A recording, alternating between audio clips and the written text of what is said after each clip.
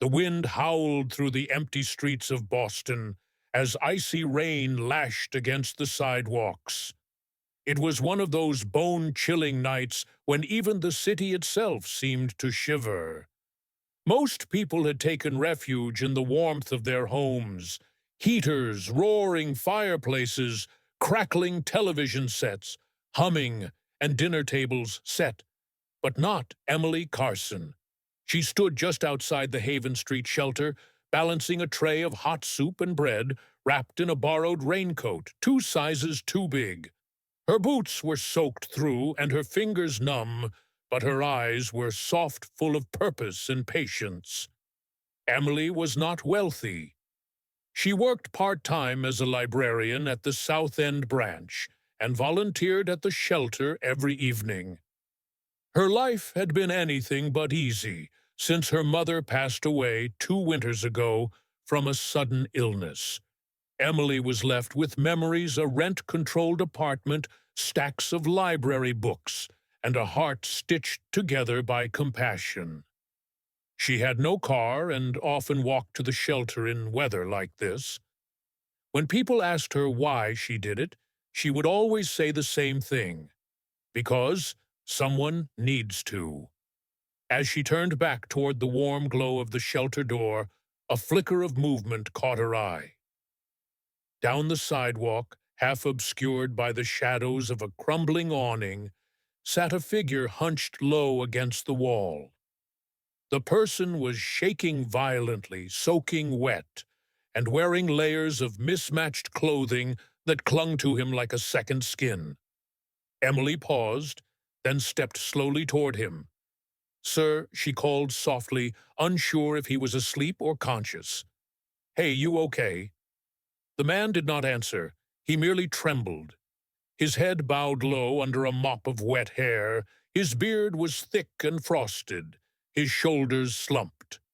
Emily crouched beside him and offered the tray. "It's hot." "You need it. Please take it." The man looked up, his eyes sunken and glassy.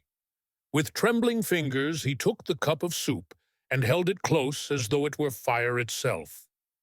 He did not speak. "Come inside," she urged gently. "You'll freeze out here. I can help you." He tried to rise, but collapsed again as his knees buckled. Emily moved closer, looped her arm under his, and tried to lift. He was heavy, much heavier than she was, but she managed through sheer will and stubborn kindness. Step by step, she helped him through the door of the shelter. The warmth hit them like a wave, and volunteers rushed over to help.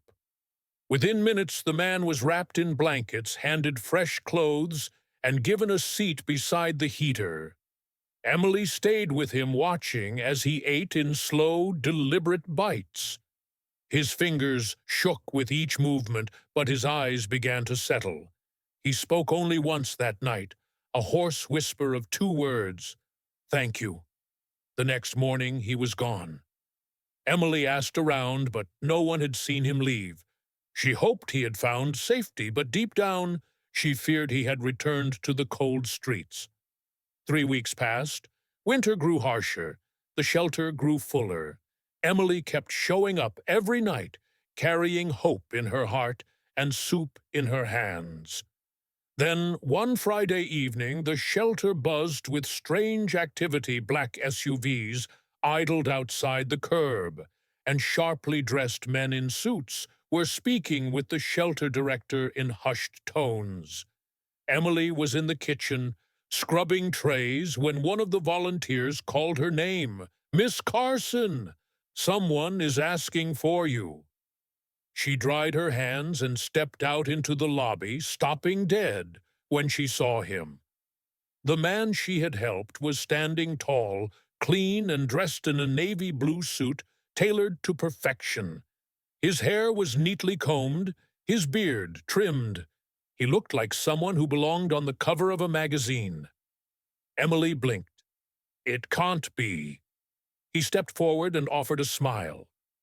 "You helped me when I was broken, when I had nothing, when I looked like a ghost, and you never asked who I was." Emily shook her head in disbelief. I didn't know him, Lucas Thorne, he said. You might know the name Thorne Tech. Her eyes widened. Everyone knew the name Thorne Tech. It was one of the biggest tech companies in the country, and Lucas Thorne was its elusive CEO worth billions and known for avoiding the spotlight. I go undercover every winter, he explained softly. I leave everything behind and try to understand what it's like to have no name, no power, no protection. I need to see the world as it really is, not as a billionaire, but as a man. And this year I met you. Emily stood frozen, her heart pounding. You reminded me what kindness is, what it looks like when someone sees another soul in pain and simply acts not for reward, not for recognition, but because it's right. He turned to the crowd now gathered behind them. As of today, I'm donating $50 million to create new shelters across the country, designed with dignity and care. Every shelter will carry a name on the door. Emily's haven gasps rippled through the room. Emily covered her mouth, tears filling her eyes. Lucas continued, and there's more. I want you to lead this initiative. Run the team. Help design and manage these shelters. You already know what people need. Your heart has already proven that I don't know what to say, she whispered. Say yes, he replied, smiling. Say you'll help me change the world. Emily nodded, overcome with emotion. And just like that, a single act of kindness rippled outward. A hand offered in the dark became a beacon. A simple bowl of soup became the seed of a nationwide movement. That night, Emily walked home under the same dark sky. But this time, the wind felt softer, as if the world itself had shifted ever so slightly toward hope. Because she had helped a shivering man into the shelter, not knowing he was a billionaire. And in return, he gave her the chance to help thousands more.